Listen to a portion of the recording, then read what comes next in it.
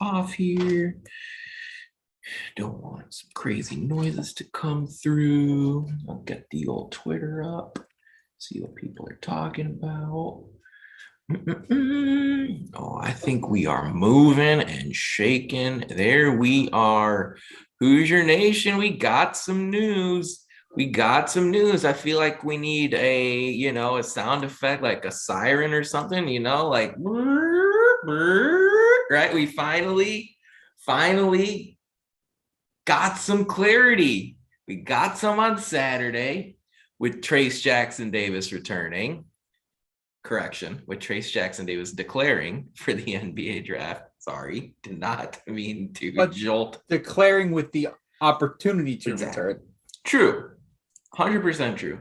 And then Thursday, Indiana's veteran forward, Race Thompson, announced on Twitter and on social media that he wants to run it back. That was the phrase Race used. He will return to Indiana next year. What does this mean for the program? How much will it help Mike Woodson and his coaching staff? What does Trayce's news mean? When does he have to make definitive line in the sand decisions about his future? We're going to dive into that and so much more here on an impromptu edition of the Hoosier Sound. It's our 250th episode. We are the official podcast of Indiana HQ. We are recording this edition on Thursday, April 14th, 2022. I'm your host, Nithin Krishnan. Here with me tonight is my normal co-host, Matt Lukens. Matt races back 11 points per game last season, 7.5 rebounds, veteran presence, having him back in the fold after giving his senior night speech last year. How surprised are you, given that, well, he seemed to announce to the Assembly Hall faithful that he was moving on? I don't think I'm that surprised. I think I was a bit surprised that he even gave a senior night speech at all. True. And then I thought this was going to be the case because, Indiana was like, hey, if the guys are making their senior night speeches, that might mean that that doesn't mean they're not coming back. It was very explicit, right? Like, right, yeah, doesn't mean anything. That was like hint, hint, nudge, nudge. At least one of these dudes is gonna be back. And so, I'm not surprised. Now, am I excited? Yes, and the rest of the fan base should be excited. There have been some recent discussions online, some of which have gotten heated in my mentions, about whether Race Thompson coming back is a good thing. And to those people that question this, I ask you to take a step back and realize that getting good basketball players back for another year to your program, regardless of how they fit, is a good thing. Okay. Don't overthink it, people. Don't overthink it. Yeah. Don't, like, the coaching staff is going to play the best players, and they're going to play in a way in which allows them to win, which is surprising. I noticed some people that Mike Woodson would do things that would be in effort of winning basketball games, right? In a way in which you might not understand, but to him, he thinks is winning a basketball game. Remember, this is a results-based business, okay? It's a results-based business. He is not doing, Coach Woodson is not making decisions based off of, this will really make the fans mad. I should do this so that I have 17 people in Matt's mentions calling him a bootlicker, okay? That's not what's happening here. He is doing what's best for the program. He's what's doing best for, in his mind, for the team to succeed. And he thought playing Race last year and Trayce together was the key to that. And I'll let you know, if Trayce comes back, they're going to do the same thing again this year. Now, I have said in the preview that I thought Race was coming back. And I said I think Giordano and him will split more minutes this year together. I would also like to say that I think Trayce or Race will be seen playing as a small ball five more this year than we have in the past. I think that would be the case. He's going to be getting bigger. He's going to be getting stronger. He's going to be older. He's going to be more experienced. And I think that'll fit him very well. So all things considered, this is a fantastic move for Race because, one, get that bag, boy. We know you're getting that six-figure bag. Two, NIL bag. That NIL bag, yes, sir. Two, this is great for IU basketball. And if you think it's not great, I need you to take a chill pill. Just take a chill pill. Please. Exactly. And that's a great way of putting it, because not only is it good for Indiana basketball on the court that Race is back, it's good for this program off the court as well. You know, there is value, a lot of it, to experience, to someone who knows the ins and outs of this basketball program in particular, and navigating Big Ten play and knowing now what it's like to do what you have to do to win in the Big Ten tournament and make the NCAA tournament.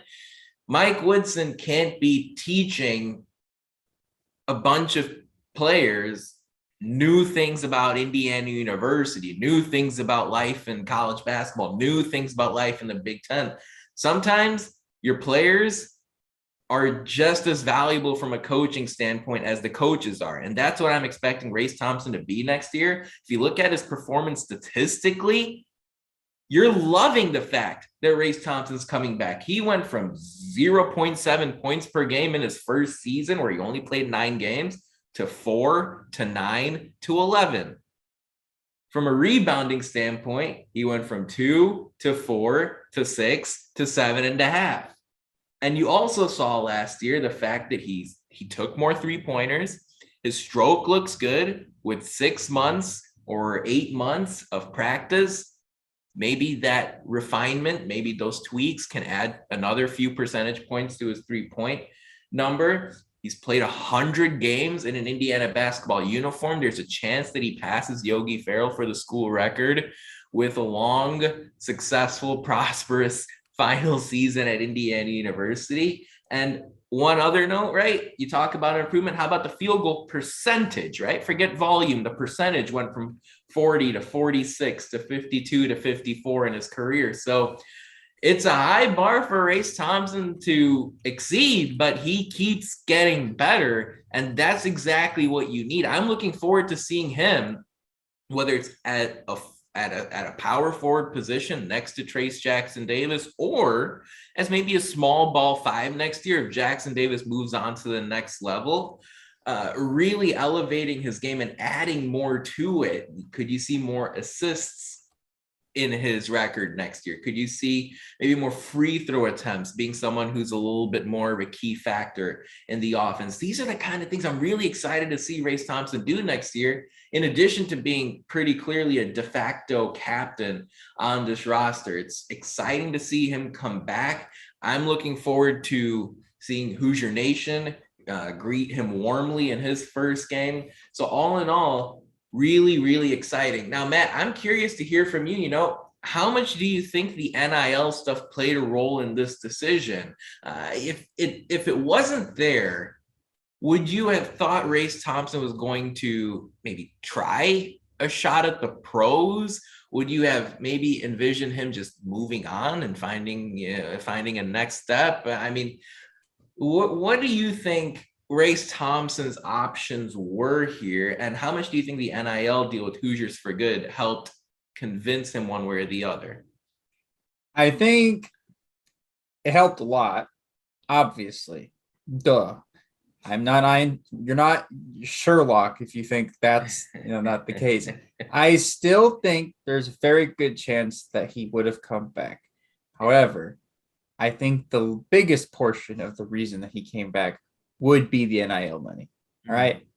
Let's be honest. He could be done playing basketball. He could be done getting ridiculed on social media. He can just go on and move on and do whatever he wants with his life and say that he's done, right? Because he's not going to play in the NBA most likely. I don't think so. I can't count it out. It would have been something overseas, I think, more reasonably. Yeah. If he wanted to keep pursuing that path. But I don't know. There may have been a team to take a shot on him. Yeah. But he's also, I'm pretty sure he's a Kelly guy. So he could just go on and do his, do his Kelly thing and Move make on with more life, money. right? Yeah. And make more money than he would playing basketball overseas in the first place. Right. Like, so, yeah, I think the NIL is a huge deal. And I think we as fans see, ooh, money, but the players, that not only do they see money, but they see an opportunity to secure finances for not just the near future, for long term, right? Long-term security, absolutely. Yeah, I like imagine this team goes to the Final Four next year. These guys will be getting NIL money for the next 10 years, right? They'll be paid in appearances, they'll be paid a whole bunch of different ways.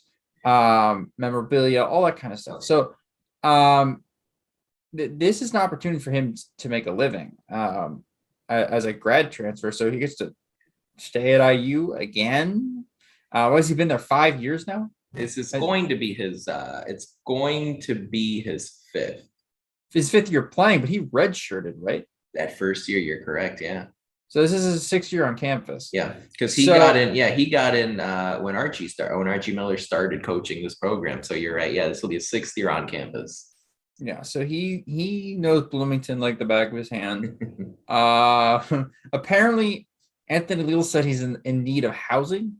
I don't understand how he's in need of housing when Anthony Leal literally lives in Bloomington. So not that I'm literally volunteering the Leals to house Race Thompson, but somebody get this man a house. Don't make him homeless for a 6 years. That's funny.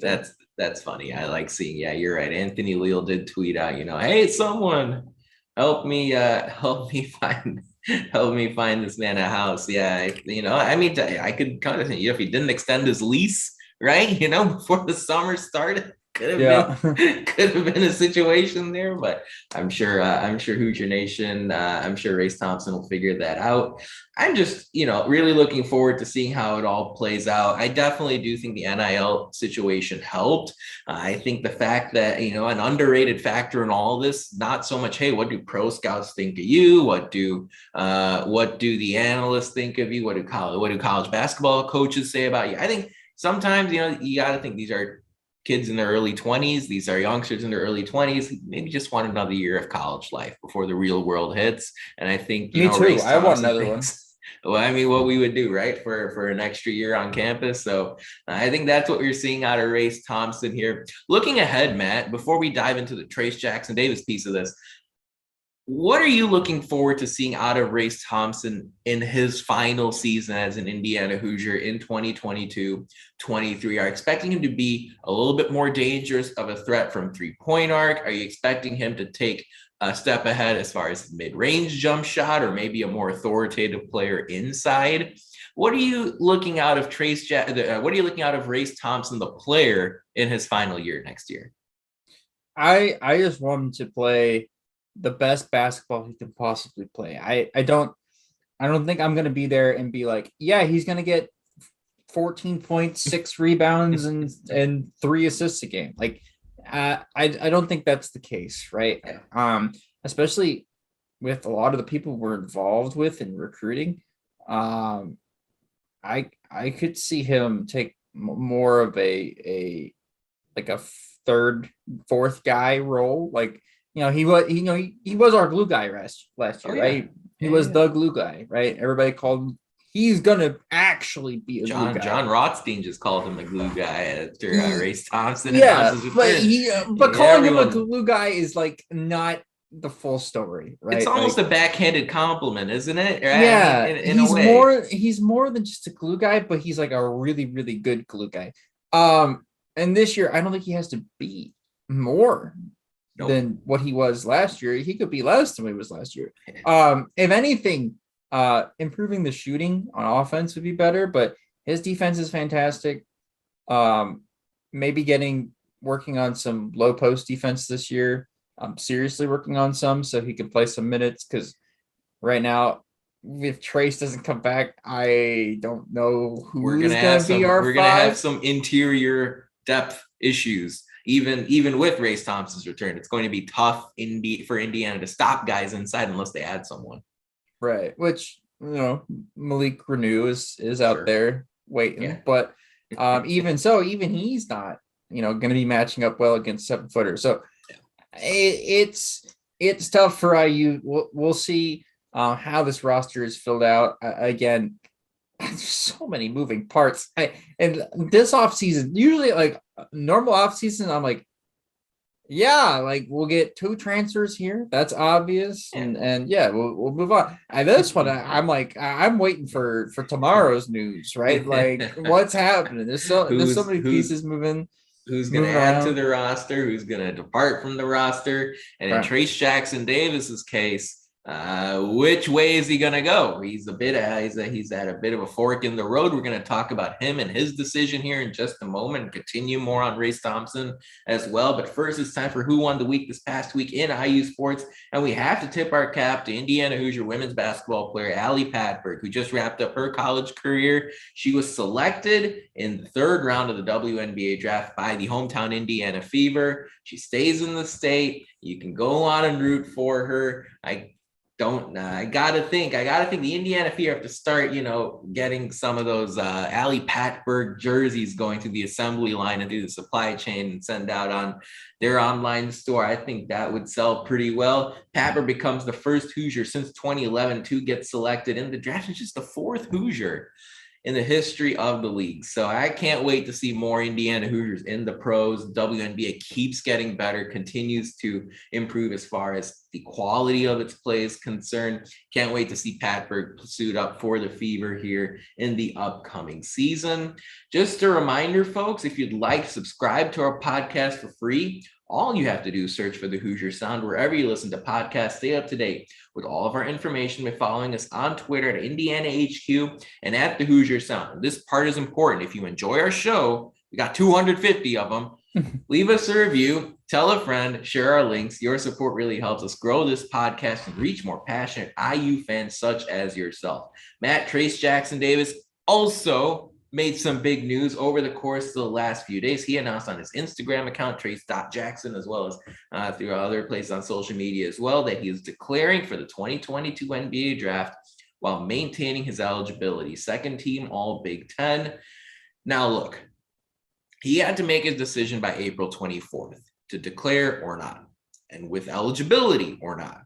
Okay, so he said he's declaring for the pros. He's doing it while maintaining his college eligibility. Now, Jackson-Davis has until June 1st to withdraw from the draft and continue his college career or decide to keep his name in the NBA draft process. The NBA Combine takes place in mid-May, May 16th through the 22nd in Chicago. So as you were talking about college basketball news, similarly, there's a lot of moving pieces as far as this NBA draft situation is concerned. Man, it's no surprise Jackson-Davis declared. We've said repeatedly on this podcast for players in Jackson-Davis's situation, it is almost silly not to put your name in your hat in the ring, not get at least some kind of professional evaluation. As you think of Jackson-Davis going forward, if you were in his footsteps or if you were someone responsible for his decisions going forward, what would you say about whether to return or stay in the pros? If he heard back from the NBA that he was going to be a 2nd round pick, would you suggest that he stays in the NBA draft process? If it was a 2nd round pick, would you ask him to come back? I'm just curious about your thoughts. I know you're a pretty big NBA guy yourself. Yeah. If he's a 2nd round pick, I tell him go. Especially if he's a early 1st or early 2nd round pick. Yeah, go. I think if he's later on in the draft, if teams are promising him in like the 58, 59 range, right? That's when I start being like, hey, there's a real good we're not getting a promise, right? Yeah, if you're not getting a promise or you're getting a promise, but it's like if you get a promise that like, oh, we'll pick you if you're available here. Like you're getting a promise that they'll pick you with them kind of mapping out the draft in a way that they think it's going to go, and then you're relying on them to not see a player above you on their draft board that drops and falls to them. So there's a lot going on there. If a team in the 40s promises you, like, I guarantee you that there's going to be other teams in the 50s and in the 60s that are also going to want you. But that's just the way the draft works. But look, if he doesn't get a promise, come back. If you get a promise, stay in. If it's a promise late on in the draft, it's a 50-50 decision. That's on you. Because if you stay in the draft and you go undrafted, all of a sudden, I think it's become a mistake. Like, getting that two-way contract is a big deal, all right? Because going as an undrafted free agent, you go and just get a G League contract. Now, some undrafted free agents will sign two-way contracts. Yeah. The NBA is not like the NFL, or you have to walk on to the practice team and then work your way on to like a minimum deal and then whatever. That's not how that works. But it is a tough road to go from summer league to getting into mini camps for the NBA and then making a team. So Trayce, I would say to him, look, you're getting 6 figures for the spring when you're not even playing, right? What happens during the season when you're having a great season in the midst of the season? Like, you can make deals mid-season for NIL, especially with a team, you coming back and most of the people returning in a weaker Big Ten, in my opinion. So with everybody leaving. So you have a chance to be special, close out your Indiana career, whatever. I would tell him, if he doesn't get a promise in the late 30s, early 40s, strongly consider coming back. Yeah, and you start thinking too about Trayce Jackson-Davis's legacy as an Indiana Hoosier. Now, I just want to clarify, when you talk about promises, these are sort of under the table type things that are becoming more and more prevalent in the NBA nowadays. You can't officially report this kind of thing, but as the weeks building up to the draft process take place, you do see teams sort of make implicit decisions, agreements with the player to take them in the second round. You rarely see those in the first, unless it's late in the first round. Now with Jackson-Davis right now, there's a pretty wide range as far as where analysts are mocking him to go in the 2022 NBA draft. You see some as early as the late 20s to as late as undrafted completely. So if there is a player who really needs a proper evaluation over the next handful of weeks, it is Jackson-Davis. So it's good that he's putting his name out there. He's going to hear from a lot of the same folks he probably heard from last year going through this process. I can't wait to see how it all plays out. Now, Jackson-Davis, interestingly, right, I was talking about it just a minute ago, how will he be remembered at IU is a pretty big piece of this as well. Of course, if Jackson-Davis has a good season, he could really threaten for the top of the Indiana all-time scoring leaderboard. You, of course, have already seen him set the single game home scoring record at Assembly Hall. What happens if Indiana makes a Sweet 16 or an Elite 8 or a Final Four type run next year if he returns? These are the kind of questions that we have to ask. It's not as ridiculous as you may think, with North Carolina making the Final Four out of the 8th seed. So, it's one of those things where Jackson-Davis will have to think about this too. Of course, buddy ball, right? Buddy ball, his buddy ball cohort, Race Thompson, also deciding to return to Indiana. So very interested to see how this plays out. Forrest Gray just mentioned in the live chat, he thinks Jackson-Davis is gone. Someone will give him a 2-way contract. It is really tough right now to decide, it's tough. It's interesting, right? Because Jackson-Davis played his best basketball at the end of the season. So, that'll be fresh in most teams' minds going into this draft process, but there are limitations to his game. Again, we've said this about a lot of bigs in college basketball. You come back, hit a few jump shots, and all of a sudden, your whole story changes. So we'll see how that plays out. Size and age. Those are the two reasons why he will not be drafted. Tough. In my opinion. It's rude to Trayce because I think he's good enough to be a early second round. I don't think he's good enough to be a first round pick. Too. I think he's good enough to be a very early second round pick because I think he'd be a great NBA player if he's developed correctly by the correct team. But teams like younger players, and there's a lot of fringe European prospects that NBA GMs who get galaxy brained want to go running for. Some of them work out. Ask the Thunder. Some of them don't work out. Ask the Pistons.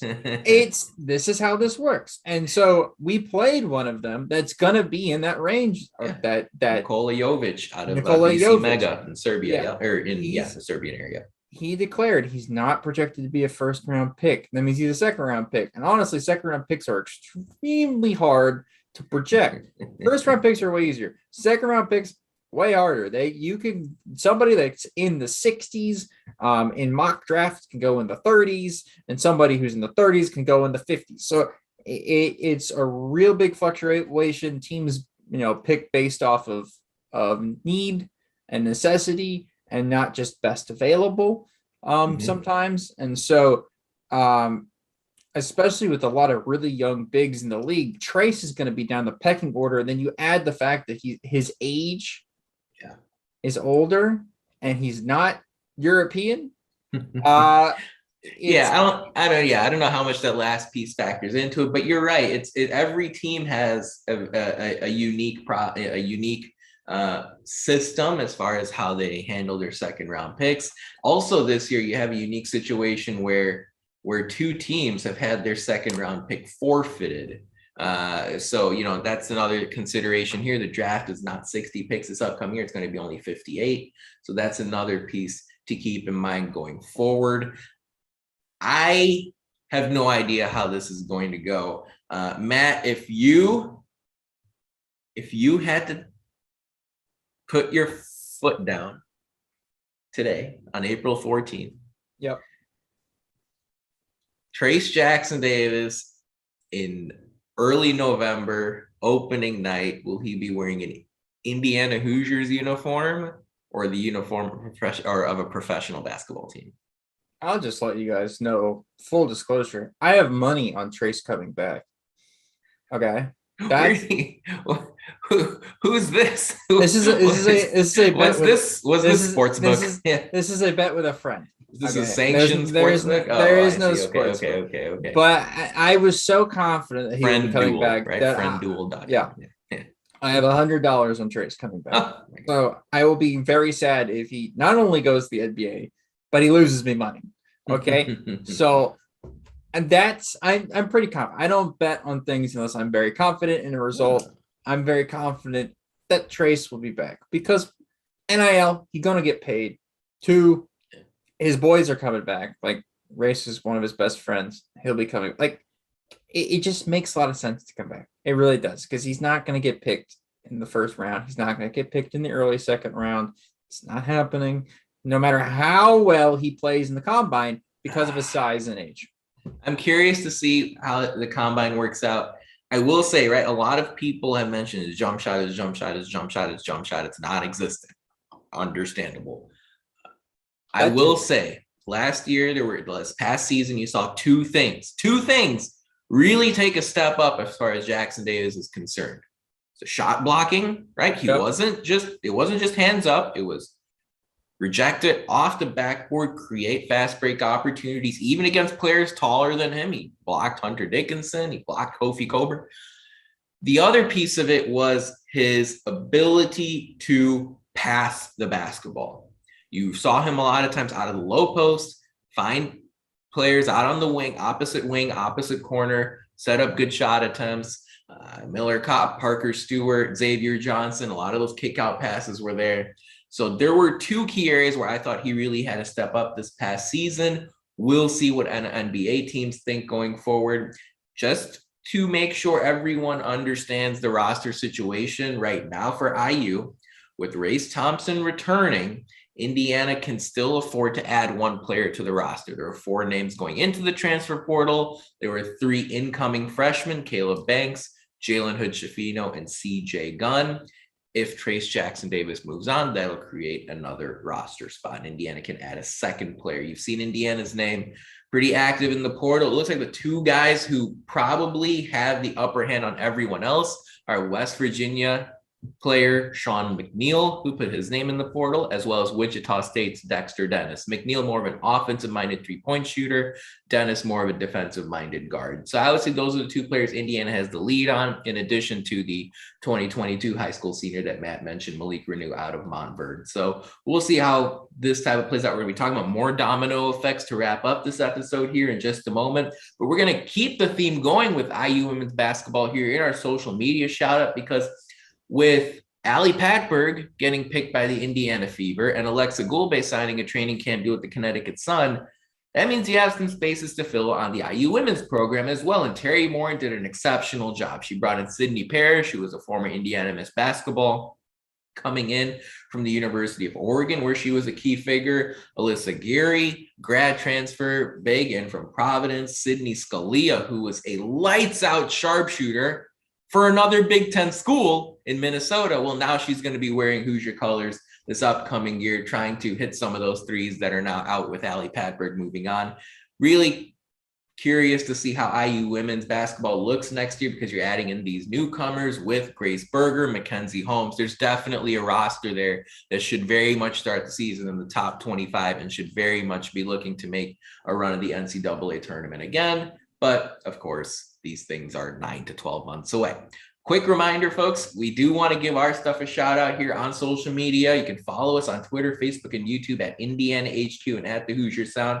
Man, on Instagram, we're not Indiana HQ, but what are we? Indiana.HQ. Exactly. And that's where you can find us. We upload content. We share things that we like seeing on social media as well. We have boots on the ground for football, men's basketball, all sports you can imagine here going forward. Off season is going to be full of news. Make sure you give us a follow here, as we are your one-stop shop for IU sports. So Matt, as we wind down with some domino effects, right? Race back, Trayce Jackson-Davis on the fence here, as he did declare formally, but okay, maintained eligibility. We'll see how that goes.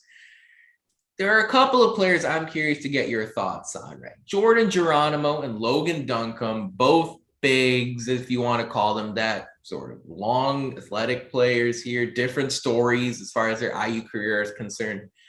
Talk to me about your thoughts here as far as Jordan Geronimo and Logan Duncombe here, as you think about their future here at IU. Jordan Geronimo absolutely has a future at IU. I think you're insane. I think he doesn't. Completely agree. Yeah. And I haven't seen enough of Logan Duncombe to say whether he has or doesn't have a future at IU. However, I can tell you this, that if Malik Renew and Trayce Jackson-Davis and one of the guards we are looking at all want to come back next year, or, come to IU next year in the case of Renew, someone has to either A, have to go, or B, redshirt. Okay, so somebody's got to take it out. And I don't know who it's going to be, but if I had to put my money on it, where my mouth is, I would say Logan Duncombe is at the bottom of the totem pole as far as IU goes. Again, a little bit scrawny for his size, would be outmatched by Big Ten bigs. He'd have two people playing in front of him. That's Trayce and Renew. And then also what I talked about earlier, Thompson as well. And then you add in the fact that you need the guards, right? It's not like Anthony Leal isn't going to be playing next year. It's not like Trey Galloway isn't going to be playing next year. You can go up and down the roster. Everybody else has a role on this team to play, whether it's for depth purposes, practice purposes, or whatever it is. And so the one guy left out to me is Logan Duncombe, not Jordan Geronimo, because as I stated in the previous podcast, Jordan Geronimo, very good chance of becoming a firm starter in this team. That includes the team bringing back Race Thompson. He has the ability to become that. So I am interested to see what happens here in the next couple of weeks.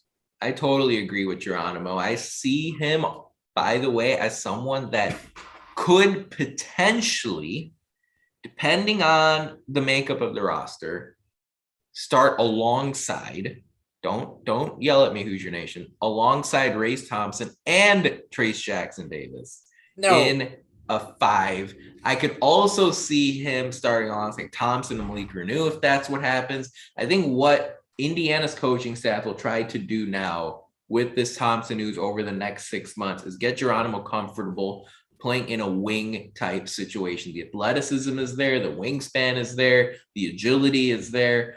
It's not something you would like to see on a 35-minute per game basis, but it is something I think you will see more and more of here going into next year. It's out of left field, certainly, but given the way the roster looks, you may have to play some players in a space where they're not comfortable in. Geronimo stepped up, hit some threes at the end of the year as well. That's a part of his game. He's clearly trying to grow. Once again, the form looks good. The mechanics look good, just a matter of hitting a higher percentage. Looking forward to seeing how all of that plays out. And I just don't know, right? I mean, Logan Duncombe, I like the game he brings to the table. He shows that mid-range touch. But otherwise, it's really hard to pick someone who, would have to leave the program if Indiana does add an extra player. If Trayce Jackson-Davis comes back and you really make that splash in the portal with those 1 or 2 players, if it's a guard heavy set of additions, I mean, we have not officially heard what happens yet with Xavier Johnson or with Anthony Leal. Again, though, it's hard to see either of them leave the program. Galloway as well.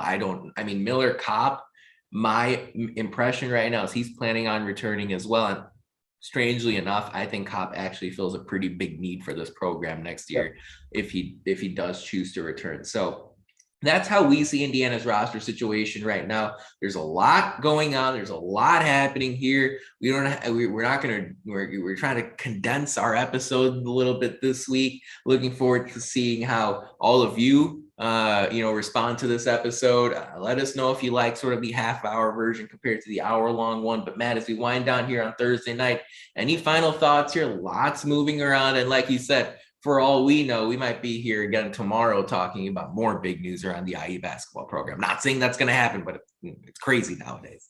True. Yeah. Look, there's a lot more decisions to be made. This is the first, which is great news. I don't think every decision is going to be fantastic news. That's not how these things work. I would like it to work that way, but sadly, I don't think it's going to work that way. So we'll see. I'm assuming Trayce comes back. But we won't know that obviously for a couple months, I think, or a month or so at least. Renew, I thought was supposed to commit soon. So that's something that's on the horizon here. And then we've got Dennis and hopefully the West Virginia transfer McNeil taking official visits. So we'll see what all happens. But Race Thompson coming back, obviously a huge deal for multiple reasons. But it's just going to be fun to be root for, a very similar team after years and continuity. Continuity doesn't hurt. Yeah, it's been a while since we've had all of our returning top scorers. And if Trayce comes back, then we really will have all of our top scorers from last year returning. We had Armand Franklin leave last summer. So having a bit of continuity at the top of the team and the top of the scoreboard would be nice. Yeah, absolutely. And I just saw a quote come through in the inbox officially from the school with Race Thompson's return.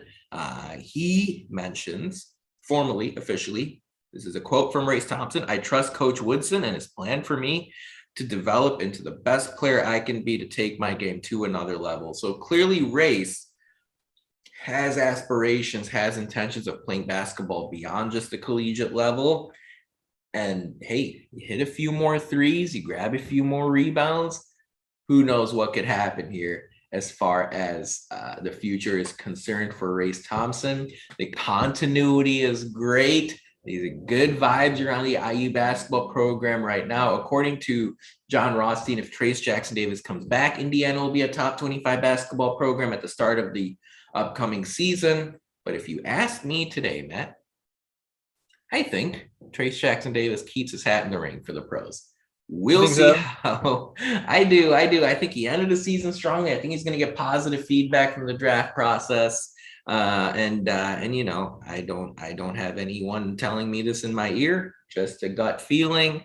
I think that's what Trayce Jackson-Davis is going to do. But again, he doesn't have to decide until June 1st, NBA Combine in mid-May. That's when you'll hear more. Of course, Indiana will be working the portal until then. You can still add a player to the roster, and who knows what other wild cards take place between now and then. But that about wraps it up for our 250th show of the Hoosier Sound. Thank you so much for joining us. We really appreciate your support. Thank you to our live audience. You're all beautiful people. To hear more fantastic episodes like the one you heard today, be sure to follow us at Indiana HQ and at the Hoosier Sound to make sure you don't miss any in the future. You can also go to our website, indianahq.com, to find it all in one place. But as always, thank you for listening, Hoosier Nation, and we will see you next time. Peace and love. Go Hoosiers.